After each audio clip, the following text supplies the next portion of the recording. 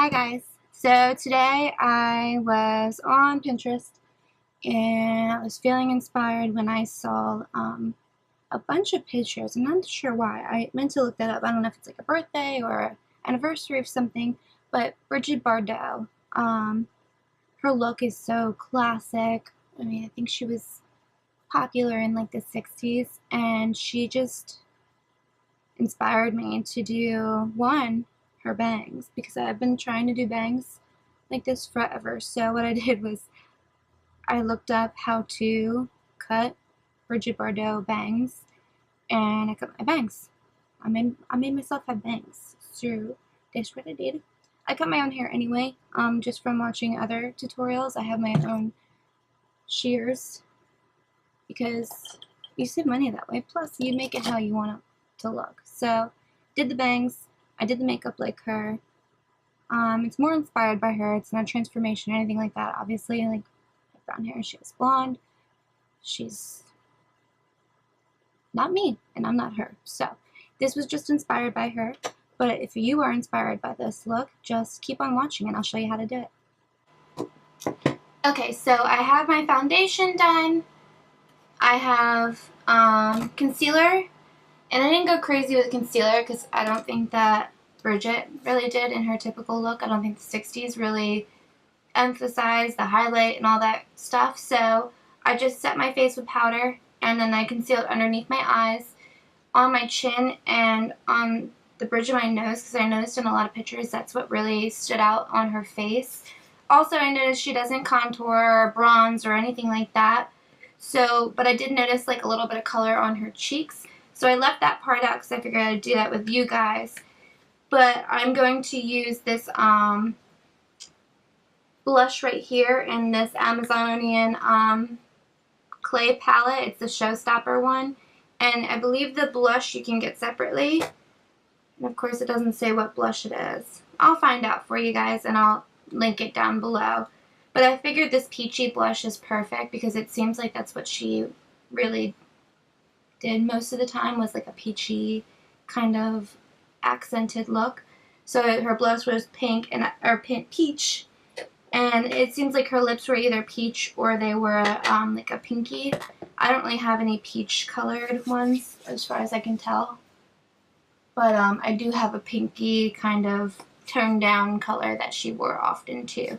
So I'll do that color today. So when I'm putting the blush on, let me find a proper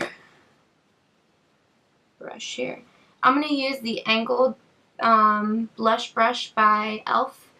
because then I can get really in the apples of the cheeks, and I'm going to bring it back like I normally would for a blush. So just kind of like right here and bring it back because that's what she seemed to have. And it helps define the cheeks by doing this too, giving it a nice flushed look. Same on the other side. And that's it for the face. Oh, I already did my eyebrows. I don't know if I mentioned that, but I kind of went with like an unkept kind of look.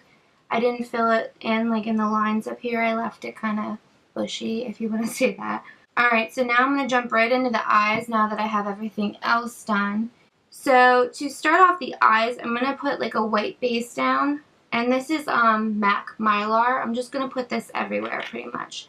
Because when they highlighted too in the 60s, I noticed they didn't do a lot of like sparkle. As much as I could tell, because a lot of the stuff was like black and white. But then they really didn't need to do sparkle. And if they did sparkle, it was like wow, like glitter sparkle. Because they didn't have the finely milled foiled eyeshadows like they do now. So just going to pack this on all over the lid. Once I have less, I will go into the crease with that.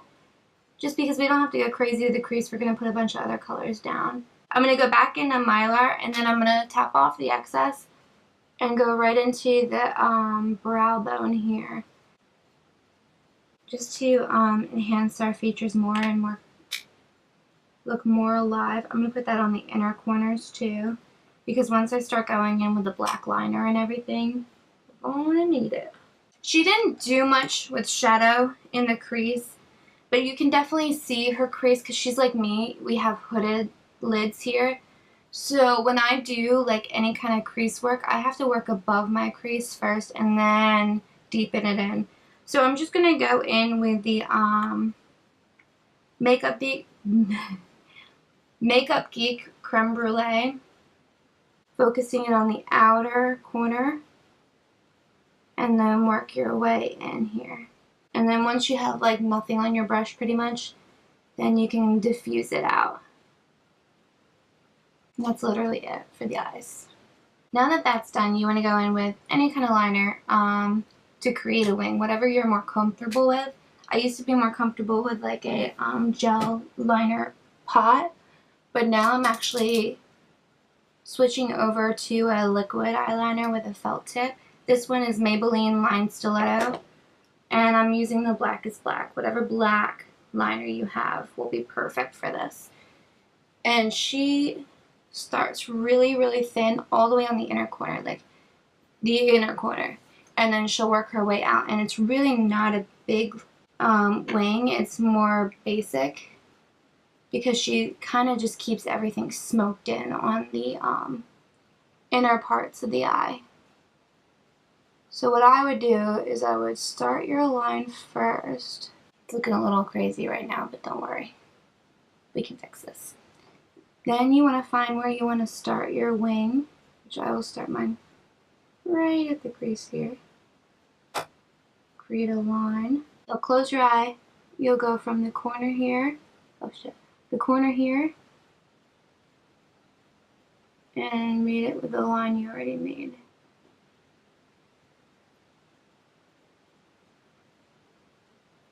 And then you just fill it in. Alright, now that eye is good, I have to go to the other eye. That's where the fun starts. Okay, so once you have your top liner done, I know what you're thinking, looks a little crazy on the inner corners because you can see like my tight line basically. We're going to fix that now. And we're going to go in with a black gel liner. I'm using the Essence gel liner as always in Black Blaze. And you just want to tight line the inner eye here. Get all up in there.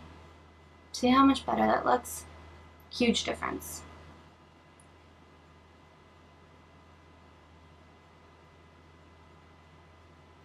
So the good thing about this liner is also a bad thing, is that it doesn't smudge. So I want to do the lower line now, but I can't do it with this liner because it won't smudge on me. But we will be coming back to that. So for the lower lash line, I'm going to use the Lord & Berry liner. It's kind of like a kohl liner. It's black still. And I'm just going to pop this on the outer corners of the lower lash line. Very carefully because you don't need a lot.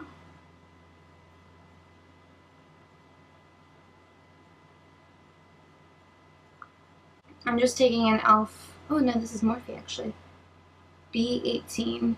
It's tapered. It's perfect for this. Make sure there's no extra shadow on that. That would be bad. And I'm just going to smudge it out.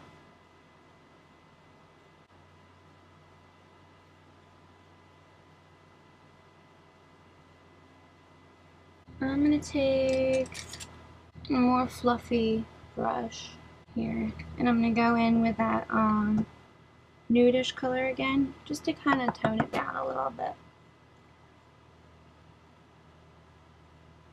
I mean, she still had a dark and smoky on the bottom.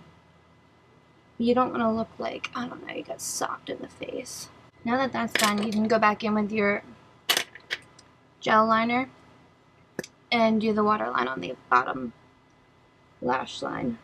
And don't forget to go to all the way to the inner corner because that's what she did. So that's what we're going to do. Alright, so rule of thumb says you're not supposed to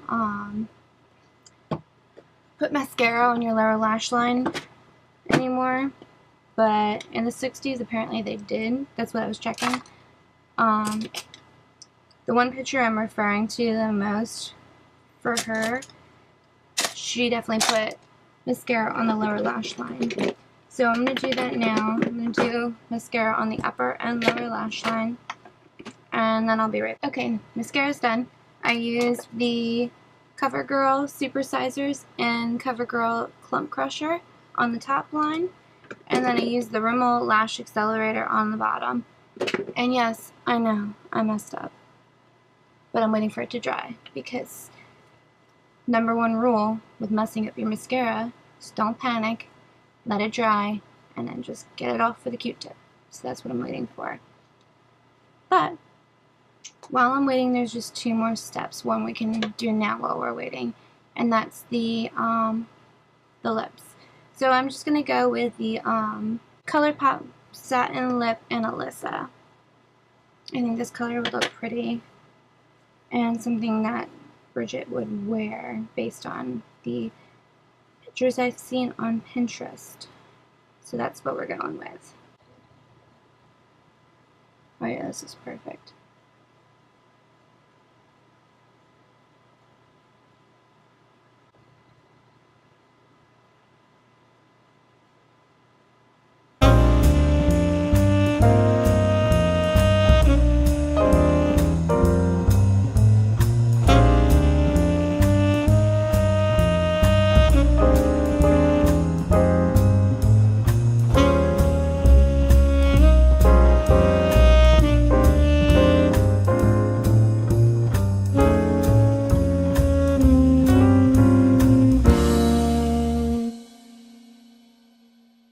So that completes this look. If you enjoyed watching, give us a thumbs up, subscribe, comment, whatever you want, and I'll see you in our next video.